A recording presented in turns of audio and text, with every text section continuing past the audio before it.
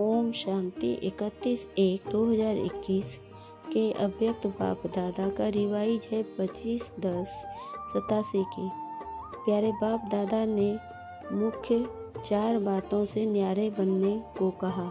पहला है अपने देह भान से न्यारा, दूसरा है इस देह के जो सर्व संबंध हैं उससे न्यारा, तीसरा है देह के विनाशी पदार्थों से न्यारा। मुख्य पहले पॉइंट में कहा, आज बाप दादा अपने सर्व कमल आसन श्रेष्ठ बच्चों को देख रहे हैं।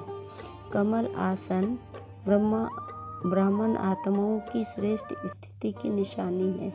आसन स्थिति होने का बैठने का साधन है। ब्राह्मण आत्माएं कमल स्थिति में स्थित रहती है, इसलिए कमल आसन धारी कहलाती है। फिर बाबा ने कहा, कमल आसन विशेष ब्रह्मा बाप समान अति न्यारी और अति प्यारी स्थिति का सिंबल है, चिन्ह है। आप ब्राह्मण बच्चे फॉलो फादर करने वाले हो, इसलिए बाप समान कमल आसन धारी हो। अति न्यारे की निशानी है, वह बाप और सर्व परिवार के अति प्यारे बनेंगे। न्यारापन अर्थात चारों ओर से न्यारा, अपने देह भान से न्यारा।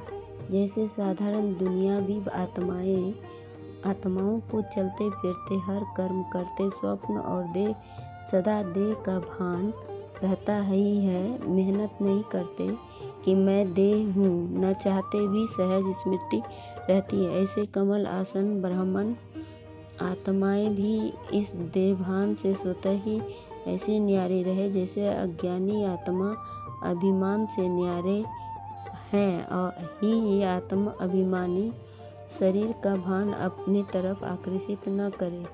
फिर बाबा ने कहा,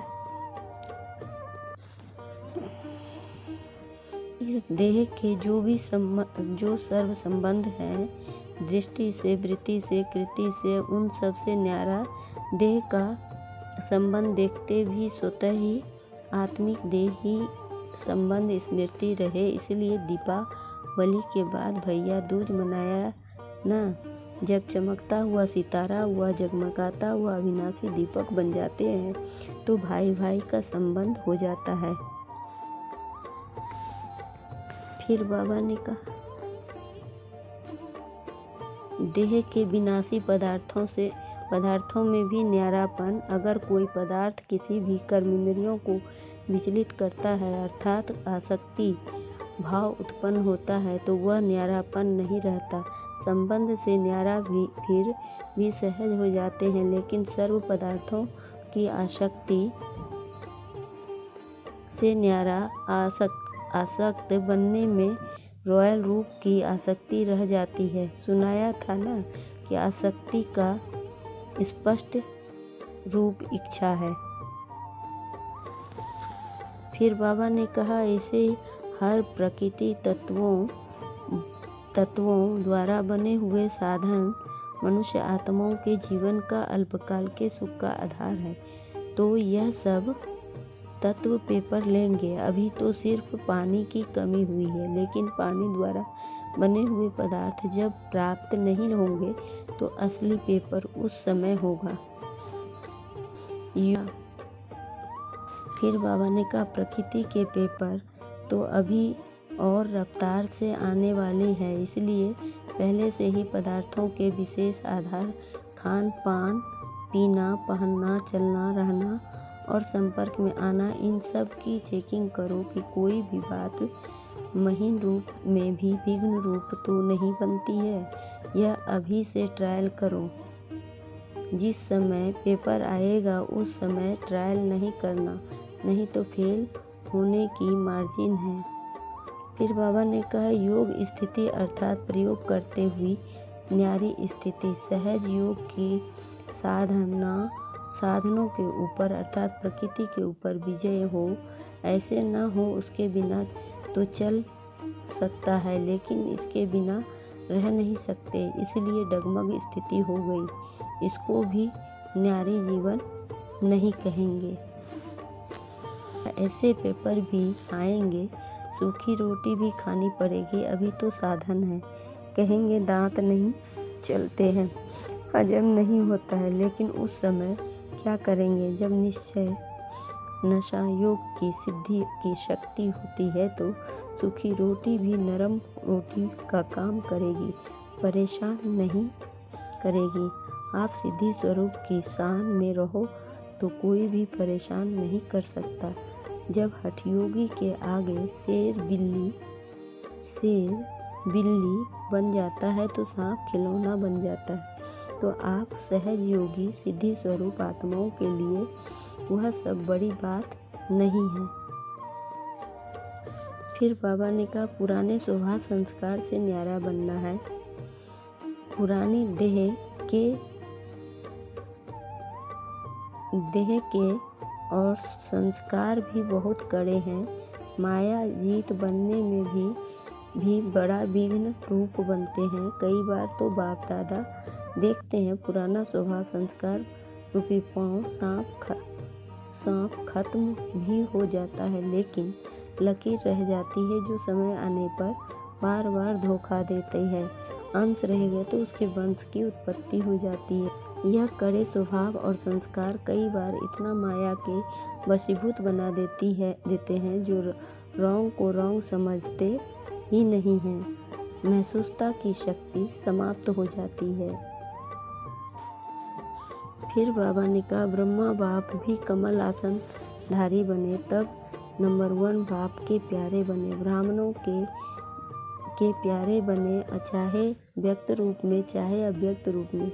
अभी भी हर एक ब्राह्मण दिल से क्या निकलता है, हमारा ब्रह्मा बाबा यह नहीं अनुभव करते कि हमने तो साकार में देखा नहीं, लेकिन नैनों से नहीं देखा, दिल से देखा, बुद्धि के दिव्य नेत्रों द्वारा देखा, अनुभव किया। इसलिए हर ब्राह्मण दिल से कहता है, मेरा ब्रह्मा बाबा। यह न्यारेपन की निशानी है। फिर बाबा ने कहा, चारों ओर के कमल आसन न्यारे और बाप के प्यारे बच्चों को सदा मायाजीत प्रकृतिजीत विशेष आत्माओं को सदा फॉलो फादर करने वाले वफादार बच्चों को बाप दादा का स्नेह संपन्न याद प्यार और नमस्ते। फिर बाबा ने कहा,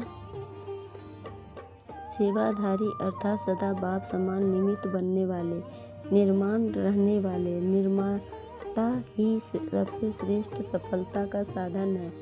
कोई भी सेवा में सफलता का साधन नम्रता भाव है, निमित्त भाव है।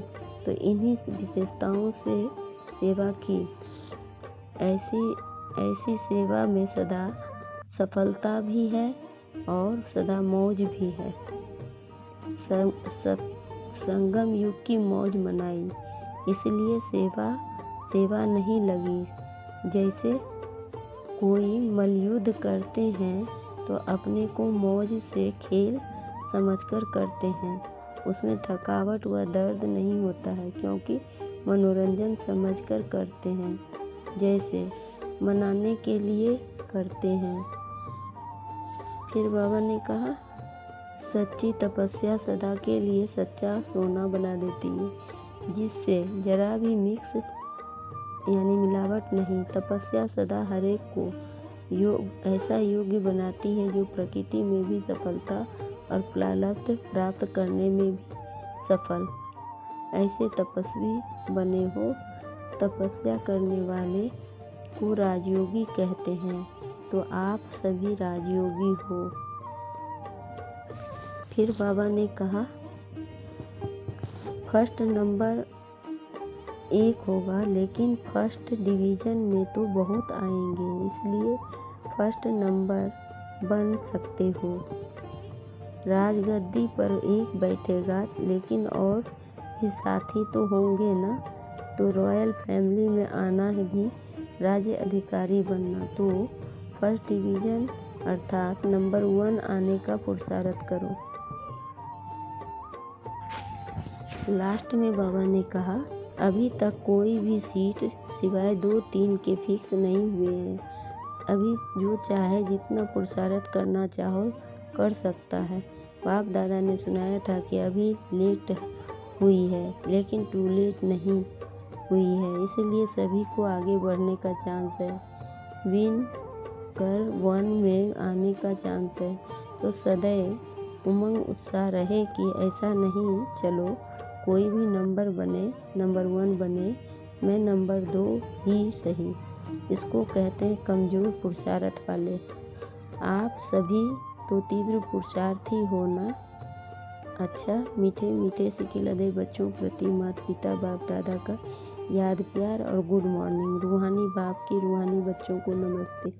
हम रूहानी बच्चों की रूहानी बाप दादा को याद प्यार और गुड मॉर्निंग और नमस्ते। नमस्ते, सदा रहो हंसते, बन जाओ फरिश्ते, चलते रहो परमधाम के रास्ते। शुक्रिया बाबा, पद्मा पदम, शुक्रिया बाबा।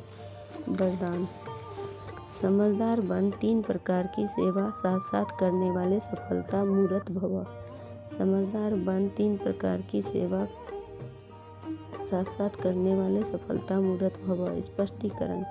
वर्तमान समय के प्रमाण मनसा वाचा और कर्मणा 3 प्रकार की सेवा साथ साथ चाहिए। वाणी और कर्म के साथ मनसा शुभ संकल्प व श्रेष्ठ वृत्ति द्वारा सेवा करते रहो तो फल फलीभूत हो जाएगा, क्योंकि वाणी में शक्ति तब आती है जब मनसा शक्तिशाली हो, नहीं तो बोलने वाले पंडित समान हो जाते हैं, क्योंकि तोते मौखिक पढ़कर रिपीट करते हैं। ज्ञानी अर्थात समझदार तीनों प्रकार की सेवा साथ साथ करते और सफलता का वरदान प्राप्त कर लेते हैं।